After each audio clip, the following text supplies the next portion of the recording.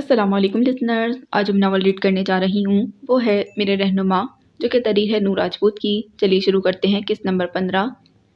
Novel شروع کرنے سے پہلے پلیز چینل کو سبسکرائب کیجیے، بیل آئیکن کو پریس کیجیے اور اس کہانی کو ضرور سنیے کیونکہ یہ ٹوسٹڈ سٹوری ہے۔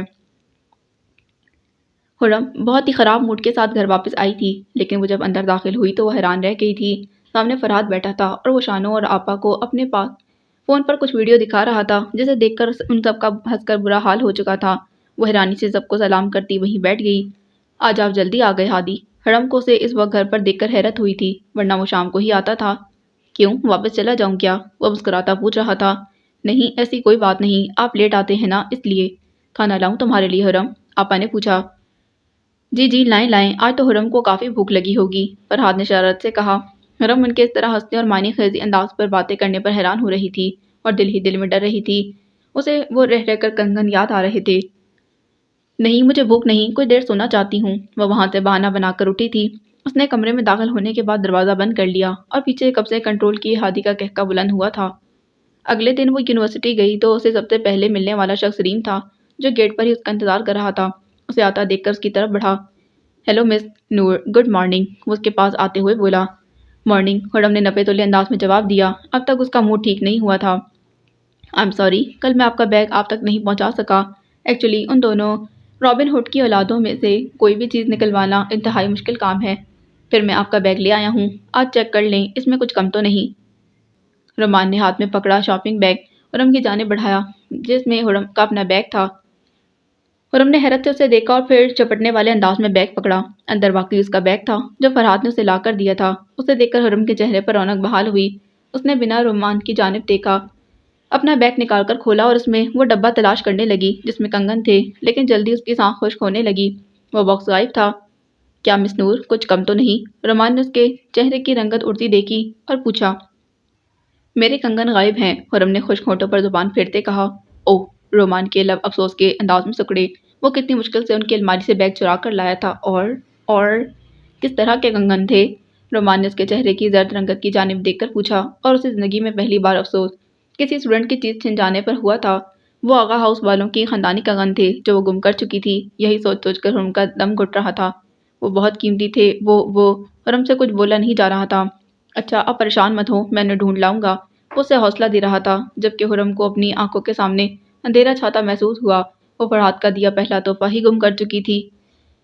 آج وہ پکا ارادہ کر کے آئی تھی کہ وہ ان دو جنوں کے منہ نہیں لگے گی، لیکن وہ بھلا کا پیچھا چھوڑنے والے تھے۔ ہائی لٹل لیڈی، وہ کسی جن کی طرح اس کے سامنے آئے۔ حرم بنا دیکھے اس کے پاس سے گزرنے لگی۔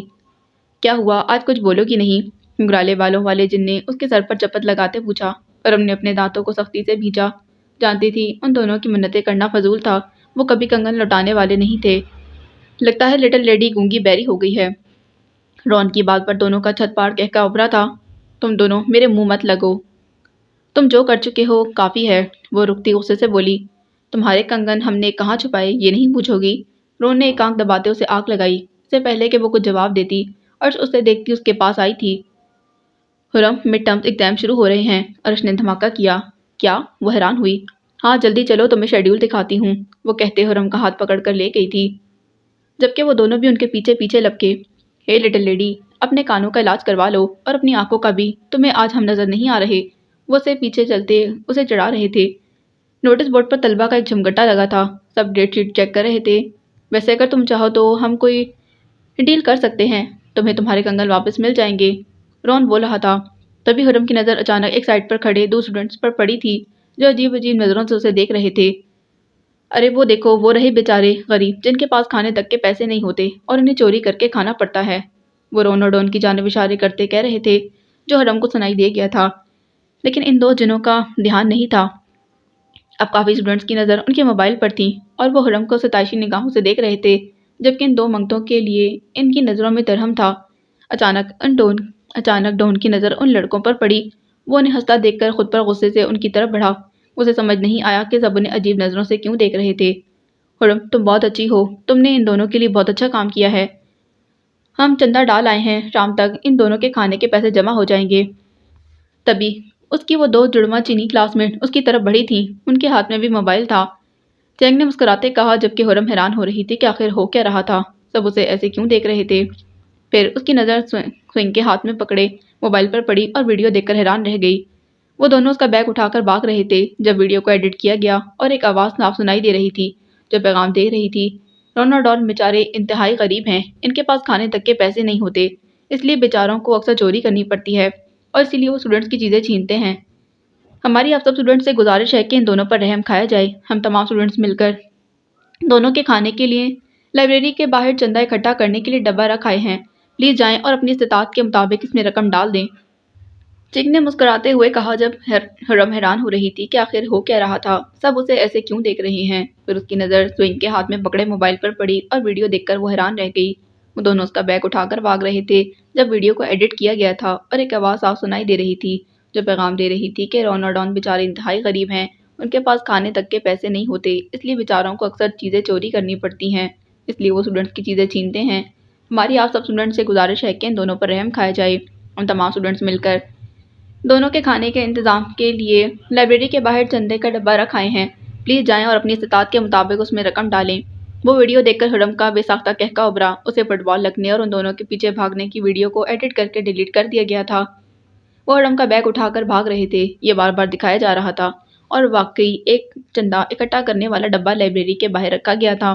تبھی رون نے آگے بڑھ کر چنگ کے ہاتھ سے موبائل جھپٹا، چنگ کی آنکھیں خوف سے پھٹ گئیں۔ یہ ویڈیو یقیناً وہاں موجود کسی اسٹوڈنٹ نے بنائی تھی اور وہ لمبے بالوں والے جن سر جوڑے ویڈیو دیکھ رہے تھے۔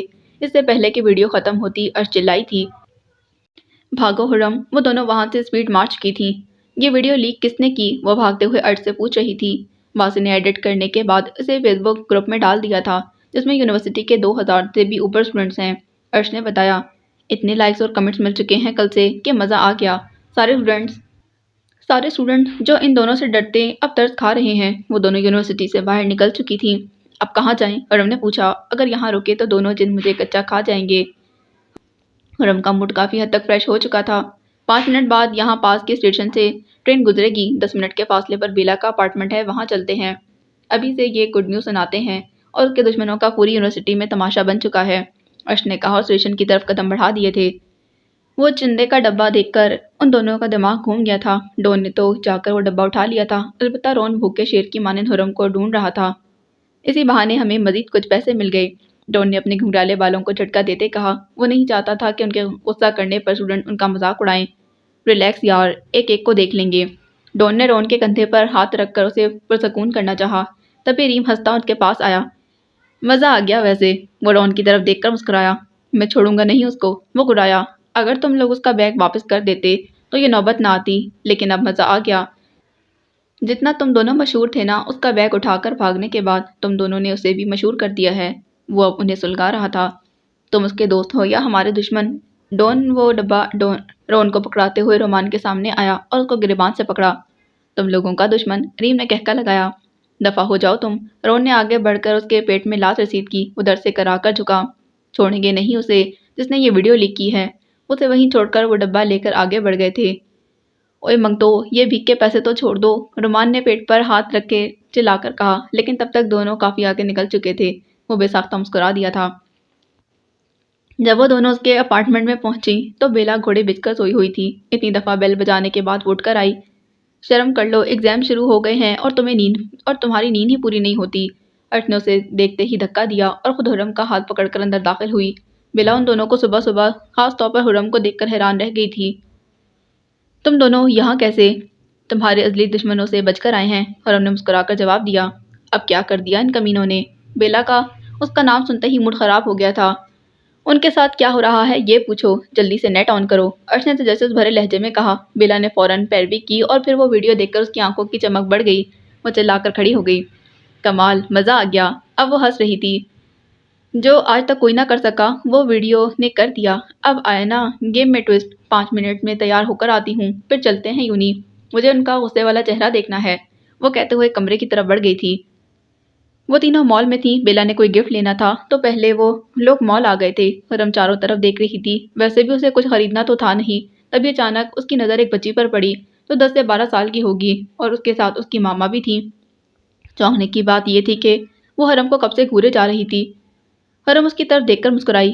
ماما، اس بچی نے اب اپنی ماما کا ہاتھ پکڑ کر ہلایا تھا۔ ماما، ایش، اب وہ زور سے بولی تھی کیونکہ اس کی ماما نے اس کے بلانے پر دھیان نہیں دیا تھا، لیکن عیش کا نام سنتے وہ کرنٹ کھا کر پلٹی۔ عیش؟ اس بچی نے اب حرم کی طرف اشارہ کیا۔ وہ عورت حرم کو دیکھ کر حیران رہ گئی۔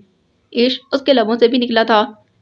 حرم کو حیرانی تو ہوئی تھی، لیکن وہ ان دونوں کو یوں دیکھنے پر ڈر گئی تھی۔ اس سے پہلے کہ وہ دونوں اس کے پاس آتی، حرم بھاگنے کے انداز میں وہاں سے نکل آئی تھی۔ کون ہے یہ عیش؟ آخر کون ہے یہ عیش؟ وہ باہر آ کر غصے سے چلائی۔ جھنجھلاہٹ اس کے انداز سے صاف ظاہر تھی۔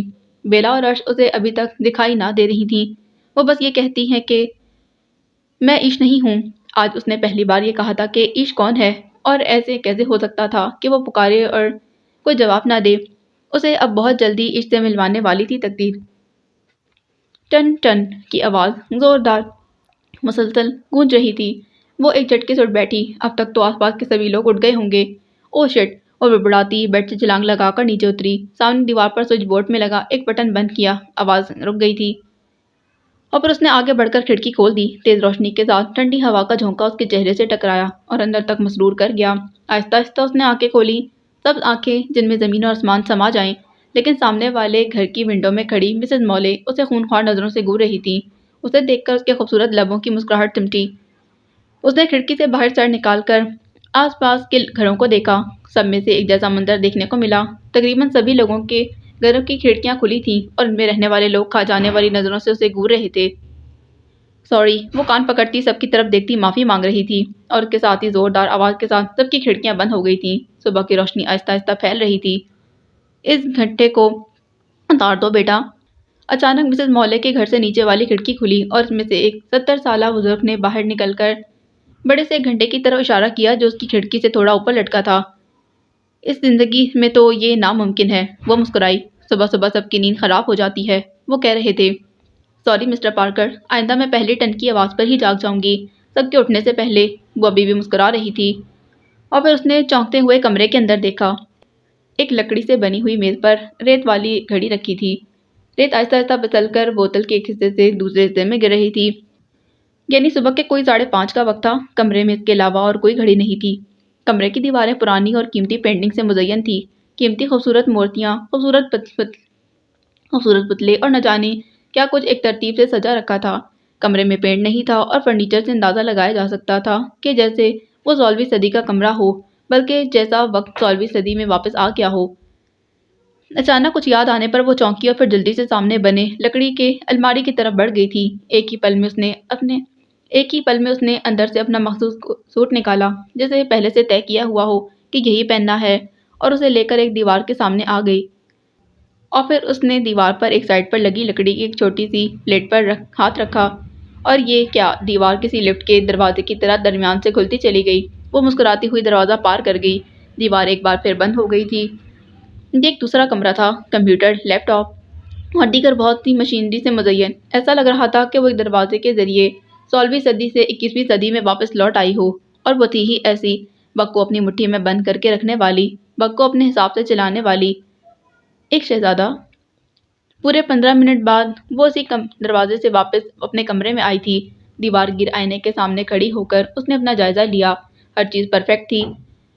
اس نے ایک بھورے رنگ کا پرانے زمانے کا چینی چوغا پہن رکھا تھا، جس کی لمبی لمبی کھلی بازوؤں سے اس کے اپنے ہاتھ کہیں چھپ گئے تھے۔ سب کچھ ٹھیک تھا۔ پھر اس نے ایک طرف رکھی ہوئی ہیٹ اٹھائی، جس کے سر پر ایک 2 ہاتھ لمبا تکون بنا تھا، یعنی تکونی چینی ٹوپی۔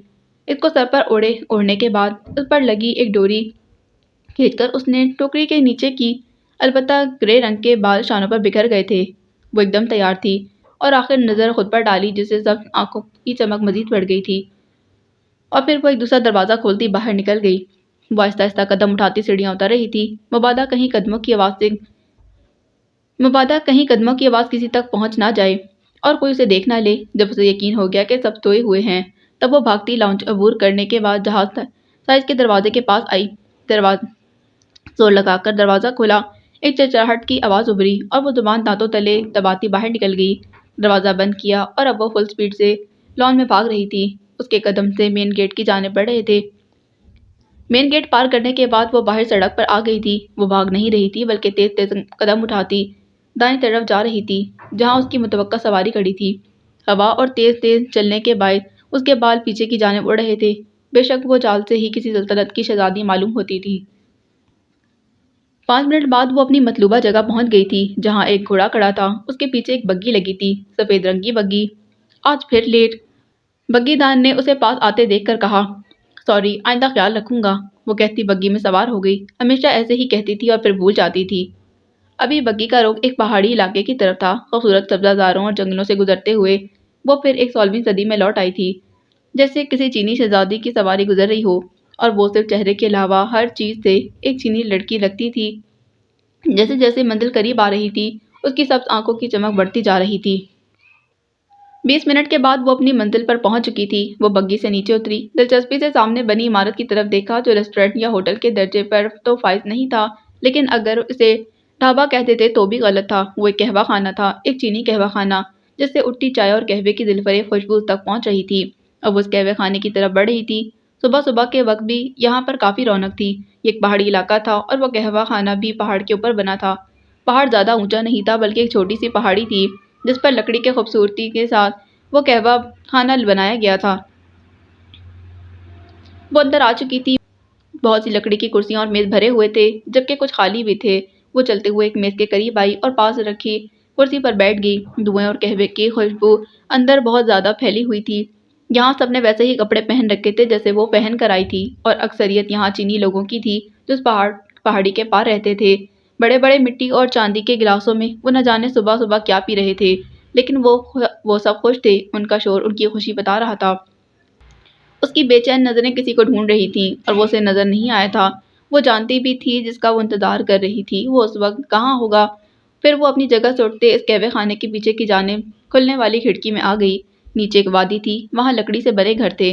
اس کی نظر وادی میں بنے ایک میدان کا جائزہ لے رہی تھی، لیکن خلاف توقع آج وہاں خاموشی تھی، یعنی سب چلے گئے تھے۔ وہ تھوڑی مایوس ہوئی اور پھر واپس اپنی جگہ پر آ کر بیٹھ گئی۔ تقریباً 10 منٹ اسے اپنا مطلوبہ شخص آتا دکھائی دیا۔ اسے دیکھتے ہی اس کے ہونٹوں پر مسکراہٹ کے ساتھ سبز آنکھوں کی چمک بھی واپس آ گئی تھی۔ وہ ایک میز کے گرد رکھی کرسی پر بیٹھ چکا تھا۔ کچھ دیر بعد ایک بیرا قہوے کا کپ اس کے سامنے رکھ چکا تھا۔ اسے لگا یہی بہترین وقت تھا اس سے ملنے کا۔ وہ اپنی جگہ سے اٹھی اور چلتے ہوئے اس کے میز کے پاس جا کر رکی۔ ہیلو پروفیسر سائنچن، میں ہوں ایش ولیم، مجھے آپ سے کنگ فو سیکھنا ہے، وہ مسکراہٹ سے کہہ رہی تھی، اور پروفیسر سائنچن نے نظر اٹھا کر اسے دیکھا اور پھر اپنے سامنے بیٹھنے کا اشارہ کیا۔ حرم یونیورسٹی جانے کے لیے تیار ہو رہی تھی جب اس کے موبائل پر بیل ہوئی۔ وہ جلدی میں تھی۔ موبائل دیکھا تو ہورین کی کال تھی۔ اس نے ریسیو کرنے کے بعد فون اسپیکر پر ڈالا اور اسے بیڈ پر رکھ دیا۔ سلام دعا کے بعد اسے ہورین سے گھر والوں کے متعلق پوچھ رہی تھی اور ساتھ ساتھ حجاب کر رہی تھی۔ میرا رزلٹ آ گیا ہے، ہورین نے بتایا، A+ گریڈ ہے۔ ماشاءاللہ، یہ تو بہت اچھی بات ہے، حرم مسکرائی۔ اب مجھے نیکسٹ ایڈمیشن لینا ہے، وہ بتا رہی تھی۔ شکر ہے، ورنہ مجھے تو لگا کہ تم اسٹڈی نہ چھوڑ دو کہیں، حرم نے کہا۔ اب وہ بیڈ پر بیٹھی اپنے جوتے نیچے رکھے جنہیں وہ پہننے لگی تھی۔ مجھے سول انجینئرنگ میں ایڈمیشن چاہیے، وہ بھی لاہور لیڈیز یونیورسٹی میں، ہورین نے کہا، اور حرم کے جوتے پہنتے ہاتھ ایک لمحے کے لیے رکے تھے۔ یونیورسٹی میں؟ ہاں، لیڈیز یونیورسٹی میں، ہورین نے کہا۔ تم ابھی BSc انجینئرنگ کر لو، پھر ماسٹرز کر لینا، ابھی یونیورسٹی رہنے دو، حرم نے سنجیدگی سے کہا۔ کیوں رہنے دوں؟ ہورین نے غصے سے پوچھا۔ کیونکہ امی کے پاس اتنے پیسے نہیں ہوں گے وہ اتنی مہنگی یونیورسٹی میں تمہارا داخلہ کروا سکیں۔ کیوں؟ تم ابراڈ جا کر اتنی مہنگی یونیورسٹی میں پڑھ سکتی ہو تو کیا میں پاکستان کی کسی یونیورسٹی میں نہیں پڑھ سکتی؟ اتنی بے معنی کیوں؟ ہورین نے ایک لفظ چبا کر کہا، اور حرم سے اس کی بات سن کر اپنے دانتوں کو بھینچا جیسے کچھ ضبط کرنا چاہ رہی ہو۔ میرا یہ آخری فیصلہ ہے، مجھے اسی یونیورسٹی میں پڑھنا ہے۔ تم کوئی مہارانی نہیں ہو جو تمہاری ہر خواہش پوری ہو رہی ہو اور میری نہیں۔ ہورین پتہ نہیں کون سا غصہ اس پر اتار رہی تھی۔ ہورین، تمیز سے بات کرو، حرم سے بدتمیزی برداشت نہیں ہوتی تھی۔ تو ٹھیک ہے، پہلے امی سے کہو مجھے ایڈمیشن دلوائیں، وہ دو ٹوک لہجے میں بولی۔ ابھی میں یونیورسٹی جا رہی ہوں، شام کو فون کروں گی، حرم نے کہا اور فون بند کر دیا کیونکہ وہ باہر سے فرحاد کی آواز سن چکی تھی جو اسے بلا رہا تھا۔ کنگ فو سیکھنا چاہتی ہیں؟ کنگ فو کیوں سیکھنا چاہتی ہیں آپ؟ سائنچن نے پوچھا۔ میرا شوق اور ضرورت دونوں ہے کنگ فو سیکھنا، وہ بتا رہی تھی۔ جانتی ہو کتنا مشکل کام ہے، بچوں یا نازک لڑکیوں کا کھیل نہیں یہ۔ جانتی ہوں، میں بچی نہیں ہوں اور میں نے دیکھا ہے آپ کے اسکول میں لڑکیاں بھی ہیں، آپ انہیں بھی تو کنگ فو سکھاتے ہیں، ایش نے کہا۔ وہ عام لڑکیاں نہیں ہیں، ان میں بہت سی خصوصیات ہیں، اپنی کوئی ایسی خوبی بتاؤ جس کی وجہ سے میں تمہیں اسکول میں ایڈمیشن دوں، وہ پوچھ رہے تھے۔ مجھے رائڈنگ، سوئمنگ آتی ہے اور شام کو باکسنگ کی کلاسز بھی لیتی ہوں، اور کیا کرنا ہوگا مجھے جس کی بنا پر آپ مجھے کنگ فو سکھائیں گے؟ वो आइब्रो उठाते तीखे लहजे में पूछ रही थी और साइचिन ने चौंक कर अपने सामने बैठी लड़की को देखा जो इतनी आम नहीं थी जितनी वो समझ रहा था। बग्गी वापस उसी जगह पर आ चुकी थी। ऐश ने बग्गी से छलांग लगाई और अपने घर की तरफ दौड़ लगा दी। सर पर पहनी टोपी वो उतार चुकी थी। जैसे वो गेट से अंदर दाखिल हुई उसे एक चहल पहल नजर आई, यानी सब उठ गए थे। वो लॉन पार करने के बाद बड़ा सा दरवाजा खोलकर लाउंज में दाखिल हुई और भागते सीढ़ियां चढ़ने लगी। ऐश नीचे से उसे मिसेस विलियम ने पुकारा था। यस मॉम, वो बिना रुके ही बोली थी। कहाँ जा रही हो? जॉगिंग के लिए जाना है मॉम, चेंज करने जा रही हूँ, वो कहते ऊपर कहीं गायब हो चुकी थी। 10 मिनट बाद वो उसी स्पीड से वापस आई थी। रुको ऐश, मिसेस विलियम ने उसे पुकारा। मॉम मुझे जॉगिंग के लिए लेट हो रहा है, नाश्ते पर मिलते हैं। वो जॉगिंग ड्रेस में मलबूस थी, कहते हुए एक बार फिर बड़ा सा लकड़ी का दरवाज़ा पार कर गई थी। वो यूनिवर्सिटी पहुंची तो सबसे पहले लंबे बालों वाले जिन उसे टकराए थे। तुम जानती हो कि तुमने क्या किया है? वो उसे खा जाने वाली नज़रों से घूर रहे थे। मैंने कुछ नहीं किया, खुरम ने कंधे उचकाए। तो फिर किसने किया? मुझे नहीं पता, तुम लोग यहाँ के विलन हो, क्या इतना भी नहीं कर सकते कि एक वीडियो लीक करने वाले को ही ढूंढ सको? खुरम ने आंखें बटपटाकर कहा, वो तो हम ढूंढ लेंगे लिटिल लेडी, लेकिन अगर तुम निकली तो इस बिल्डिंग से तुम्हें नीचे फेंक देंगे। डॉन ने बिल्डिंग की जानिब इशारा करते कहा। खुरम एक पल को सटपटा गई थी। इससे पहले वो कुछ कहती वो दोनों पास से गुजरती जिंग स्विंग को धक्का देकर आगे गुजर चुके थे। वो दोनों बहनें जमीन पर पड़ी करा रही थी। लंबे बालों वाले जिन खुरम उन्हें ज्यादा देखकर बड़बड़ाई थी। ग्रैनी, वो पुकारता अंदर दाखिल हुआ। कमरे में अंधेरा था। अंदर आने के बाद उसने खिड़की से पर्दे हटाए और कमरे में रोशनी फैल गई। अब वो उनकी व्हील चेयर की तरफ मुतवज्जा हुआ जिस पर ग्रैनी बैठी खलाओं में को ढूंढ रही थी। ग्रैनी, वो लौट आई है, वो पंजों के बल बैठे बोल रहा था। ऐश लौट आई है ग्रैनी। ऐश के नाम पर ग्रैनी ने चौंक कर उसे देखा, आंखों में बेयकीनी थी। ये देखें, वो एक तस्वीर ग्रैनी के सामने करता बोला। सिर्फ आंखों के रंग के अलावा वो बनी बनाई ऐश है, वो कह रहा था। ग्रैनी इस तस्वीर में मौजूद लड़की को देख रही थी जो सफ़ेद फ्राक पहने हुए थी। ऐश, ग्रैनी बड़बड़ाई। वो ऐश थी, ग्रैनी की ऐश। जी ग्रैनी, मैं बहुत जल्द उसे आपसे मिलवाने लाऊंगा, वो ठोस लहजे में कह रहा था। ग्रैनी, आप उसको समझा दें। मिसेस विलियम ने ऐश को नाश्ते की टेबल पर बैठते हुए देखा तो ग्रैनी से कहा, सुबह सुबह उसकी शिकायतें आना शुरू हो जाती हैं। वो काफ़ी गुस्से में थी। अब क्या कर दिया मैंने मॉम? ऐश हैरान हुई। वो जो इतना बड़ा घंटा लगाया हुआ है ना, इसे उतार दो। वो चाहे उठो या ना उठो, पूरे टाउन को उठा देती हो। आम इंसानों की तरह अलार्म नहीं लगा सकती तुम।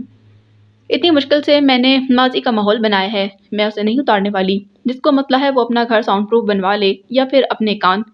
देख रही हैं इसको ग्रैनी, आप दिन ब दिन बिगड़ती जा रही है। उन्होंने दरमियान से इश्क की बात काटी थी। अगर इतना ही शौक था तो माजी में पैदा हो जाती, किसी 16वीं सदी में। जब इस ज़माने में पैदा होने की क्या ज़रूरत थी? उनका उनका पारा ज़्यादा ही हाई था।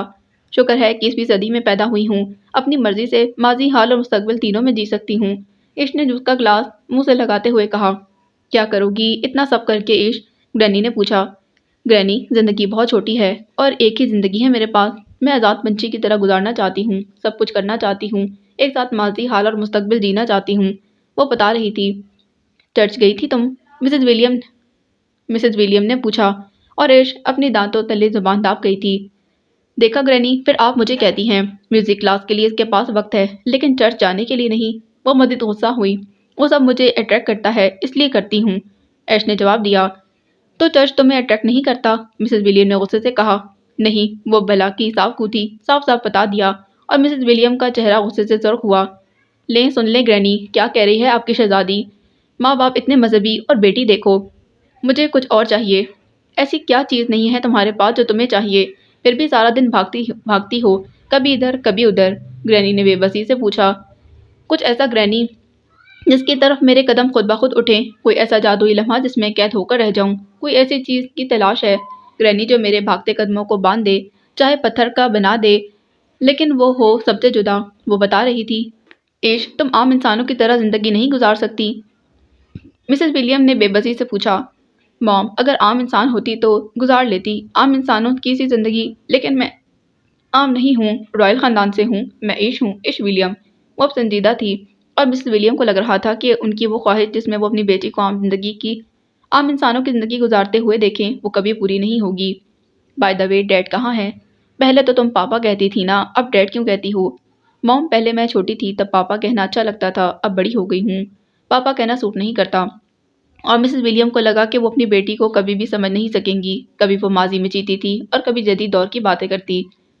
मैं जा रही हूँ और वेट मत करना आप लोग, मेरा आज मेरी म्यूजिक क्लास है और फिर बॉक्सिंग क्लास, तो मैं थोड़ा लेट। तुम ऐसा करो, घर ही ना आया करो, अपनी क्लासेस ही लेती रहा करो बस। मिसेस विलियम ने गुस्से से उसकी बात काटी। ऐश ने अपनी मुस्कुराहट छुपाई।